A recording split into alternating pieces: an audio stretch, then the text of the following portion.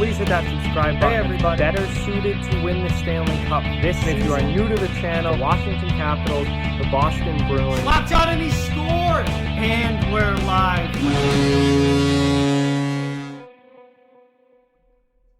Hey everybody. So I want to do one last video with regards to this year's NHL Draft before moving on to looking at free agency.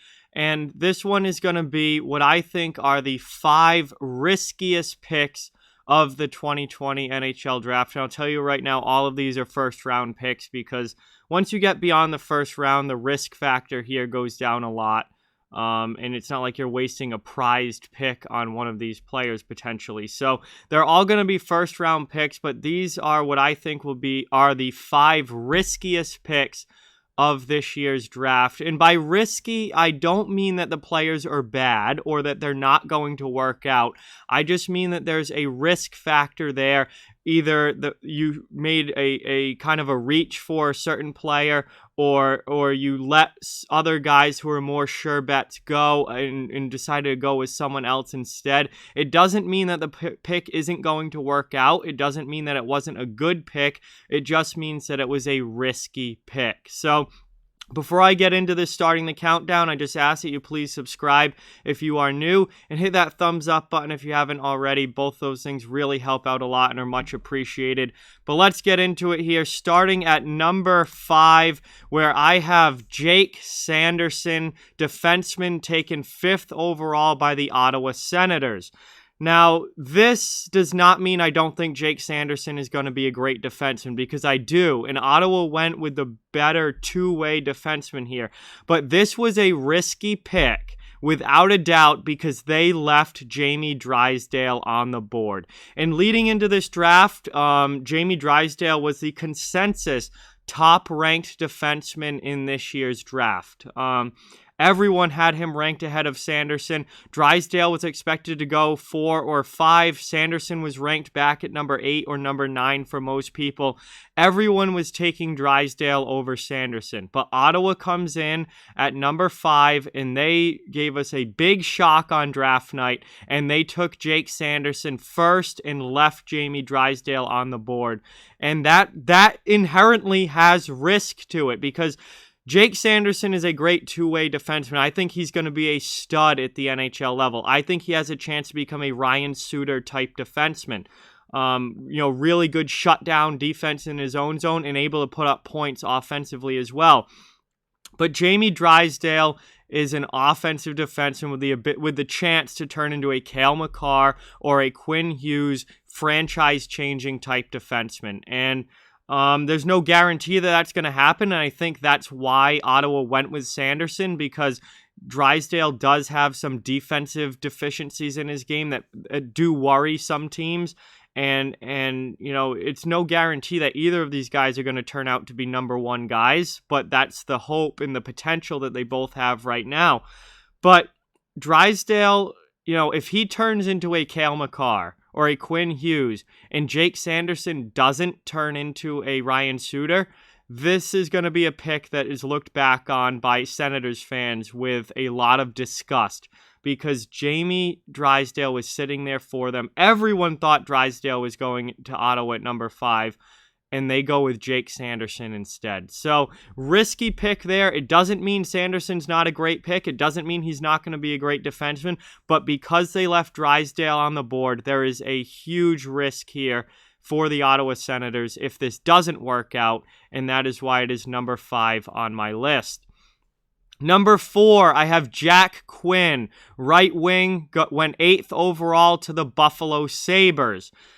Now, again, this is a pick where Buffalo was looking to fill a certain kind of or find a certain kind of player, fill a certain kind of position, and that is a scoring winger. And Jack Quinn lit it up goal scoring wise in the OHL last year. He's a pure sniper, a pure goal scorer, and Buffalo needed that. So the pick does make sense for Buffalo, but there is risk here because they left some higher ranked players on the board to get that goal scoring winger. Jack Quinn was not expected to go until maybe 10, 11, 12, somewhere in there. Cole Perfetti was still on the board. He was ranked higher than that. Marco Rossi was still on the board. He was ranked higher than that. But rather than going with the playmakers like Perfetti and Rossi, they wanted the pure sniper.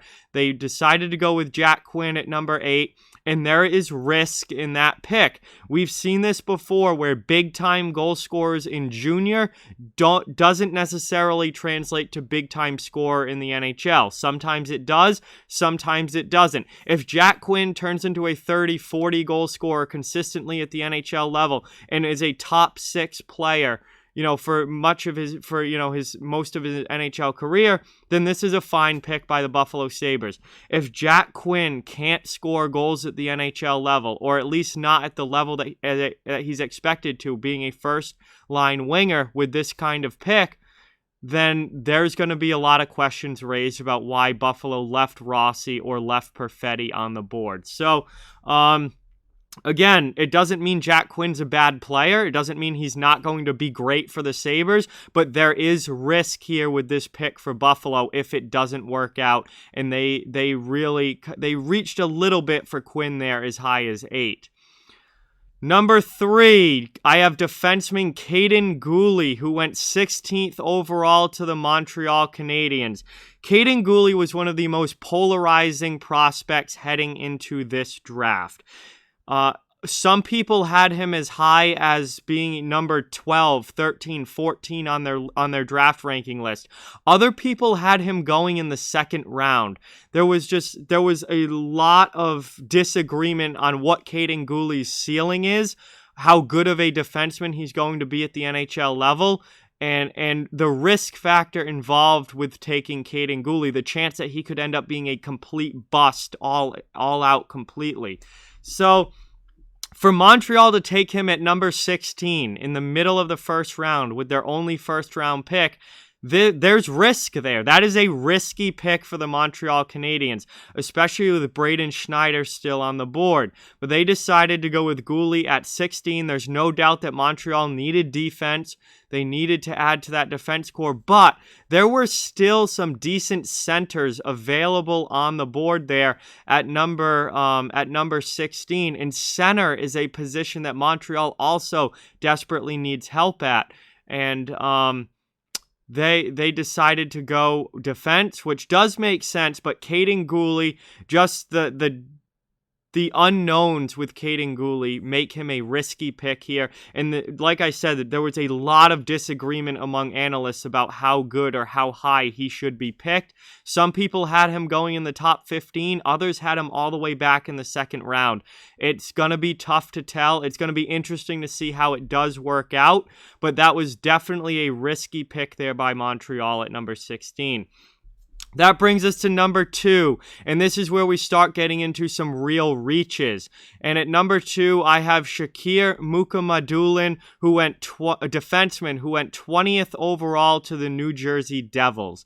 And this pick was a reach when it happened. Mukhamadullin was a guy who was expected to go in the second round. A lot of people had him ranked around 40th.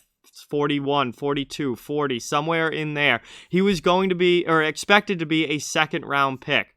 The New Jersey Devils take him at number 20 overall in the middle of the first round and take him ahead of Justin Barron, take him ahead of Jeremy Poirier, take him ahead of Ryan O'Rourke, take him ahead of William Wallander. There were other defensemen on the board who were ranked higher than Mukhamadullin. But New Jersey reaches for this pick. They must have really, really liked something that they saw with him. And he's from Russia. He plays in Russia. They must have had scouts that really, really like this kid. I mean, everything I've read about him, the tools are there for him to be a top pair NHL defenseman. He has a blast of a slap shot. He's 6'4". He's going to grow into his body and end up probably 195 to 200 pounds. He plays among men in the KHL in Russia, so he's already playing against top-notch competition. But as with a lot of Russian players, and as with a lot of these young defensemen in general, especially bigger defensemen, there's inherent risk there as well. And when you're picking somebody about 20 spots ahead of where they were ranked and expected to be picked, that's definitely a risky pick and a bit of a reach for New Jersey. That doesn't necessarily mean it's going to be a bust. That doesn't necessarily mean it isn't going to work out, but it's a risky pick. And in New Jersey's defense, this was their third pick of the first round. They had already gotten 2 fantastic forwards before this, so they had the opportunity to take a risk with that third pick because they already had 2 first-round picks and they got great players with those. So they had the opportunity to kind of take a chance and throw out a home run swing for someone here, and they decided to do that, but there's certainly inherent risk in doing that.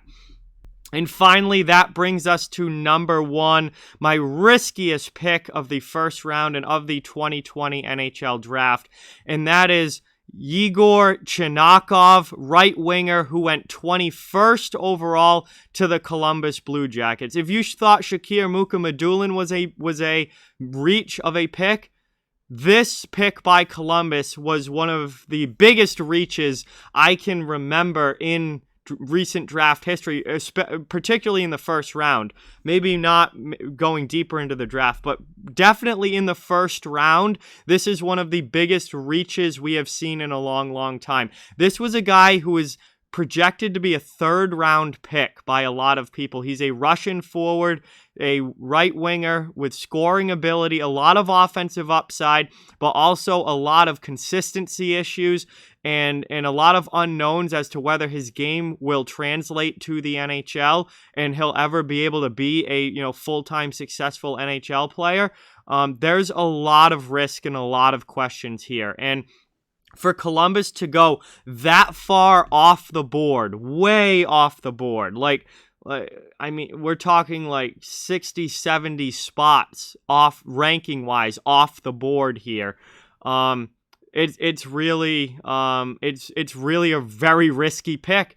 And for them to spend a first-round pick on a guy that many had going in the third round, you better hope this works out if you're the Columbus Blue Jackets, because if it doesn't, this is going to be a pick that people look back on and laugh at for years to come because they went way off the board with this one.